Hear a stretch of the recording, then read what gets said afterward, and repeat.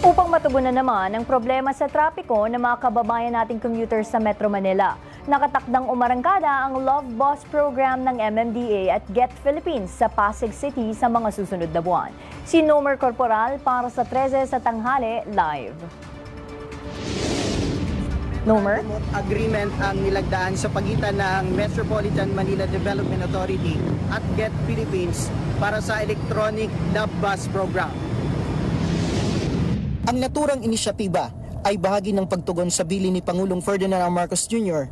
na maglatag ng solusyon sa araw-araw na suliranin sa trapiko na kinakarap ng mga commuter sa Metro Manila. Bukod sa pagiging libre, air-conditioned din ang love bus na magbibigay na mas komportableng biyahe sa mga pasahero.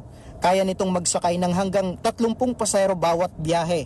Binigyang din ng MMDA na malaking tulong ang programa, hindi lang sa paggaan sa trapiko, kundi pati sa epekto ng tumataas na presyo ng gasolina at pagbabawas ng polusyon. This program shows that when government and private companies work together, we can create practical solutions that directly benefit the public. The MMDA will help manage routes and traffic coordination. Get Philippines will operate and maintain the electric buses.